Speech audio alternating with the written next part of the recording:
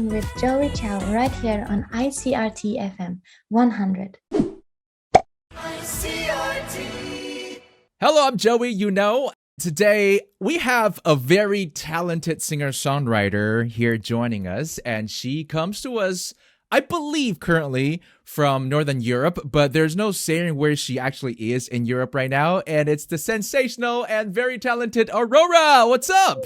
Thank you for that wonderful introduction. Hello, Joey. I am doing wonderful. How are you? I am very well. Aren't you on tour? Are you in Norway or are you in other parts of Europe that we don't know about? Your magical senses of my location was completely correct. I am in Norway right now, yes. I am in Norway in my apartment right now, but I'm going on tour soon, and then I hope that I'll be able to do all the shows that I've planned because I hate canceling. I know. I think it was an interview when you said the worst things to happen to people in this world is first off war, secondly childbirth, and then canceling shows. So yeah, we hate canceling shows. Oh, that's horrible. I'm sorry. But yes, it's the worst thing ever because it means a lot to me and it means a lot to people. It's good for us to be connected in music like that. So yeah, it's very important. Especially during this very trying times that you don't get a chance to meet with your fans too much, right? The Warriors and Weirdos, as we call them. So if you had to cancel a show, I'm sure you'd be very good at, but let's, knock on wood, that's not going to happen. This new album, The Gods We Can't Touch, we absolutely love it.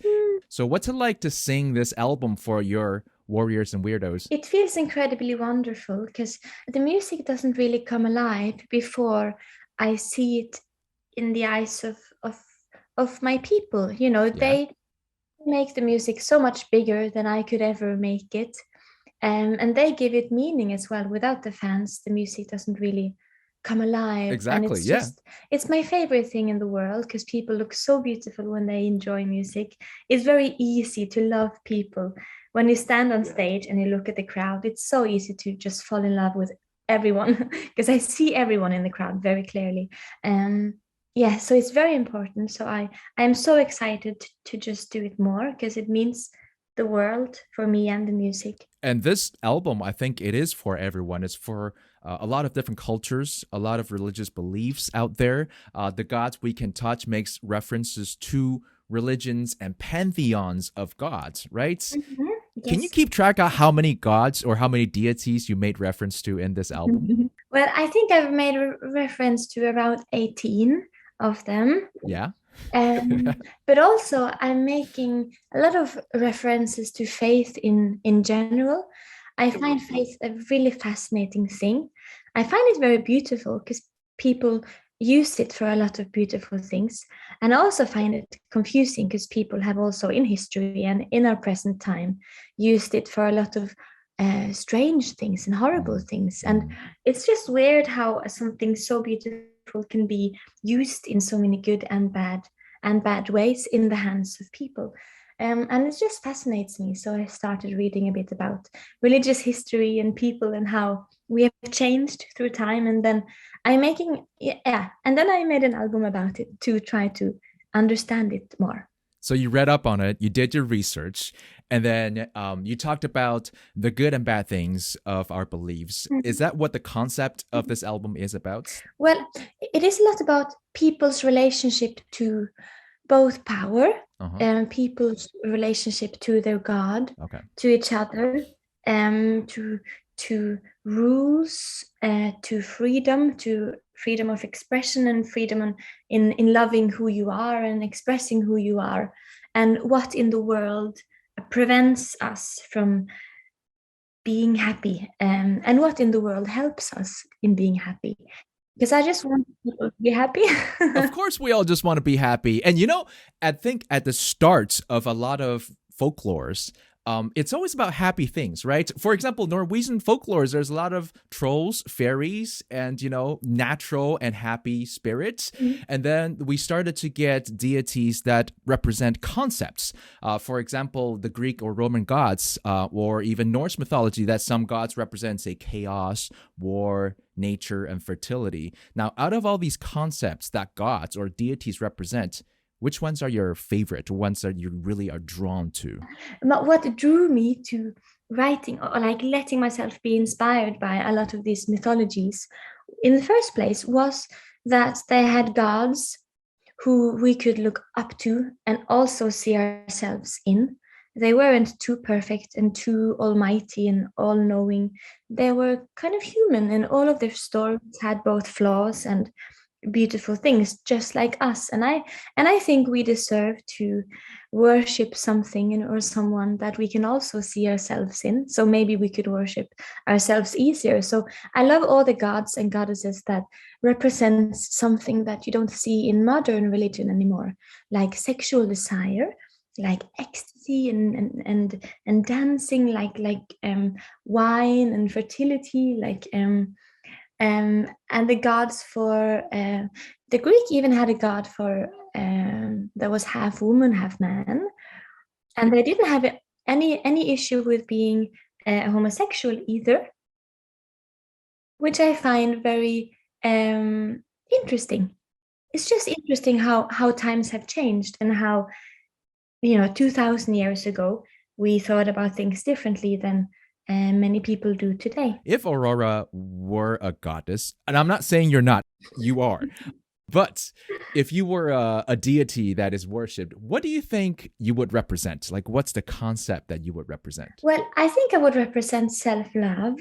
Okay. Because that's definitely the thing in this world I care a lot the most about in people. Just learning in this small life that we have to at least enjoy it the best you can and waste less time in trying to change yourself and hate yourself, because it doesn't really matter. And I think we spend too much time in hating who we are, and Yes. it's so sad. Or maybe I would be like the goddess of nature, because I love protecting Mother Earth, because she's my favorite person. I do love that idea, Aurora, the goddess of self-love, or the goddess of nature. But there's already a goddess of nature, right? In fact, she is in your album, Artemis, the goddess of hunt, fertility, and nature. That song came to be very special to me. Can you talk about what's special about this song? What is it talking about? All of my songs have a lot of meaning, and I love watching people figuring out for themselves. So I'm always afraid to say too much. Okay. Because that's the magic and beauty of songs, that people. But it's about a very,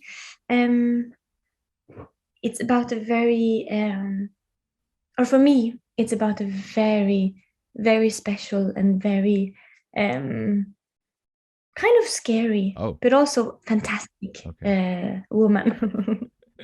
Okay, so you obviously like the dangerous and mysterious spirits and deities, as well as the beautiful and benevolent ones, right? Like the Huldra, the Nok, to the elves and the fairies. Now, you're someone who does enjoy a lot of fantasy world building. I hear that you are also a bit of a gamer, and you do play a fantasy game called The Witcher.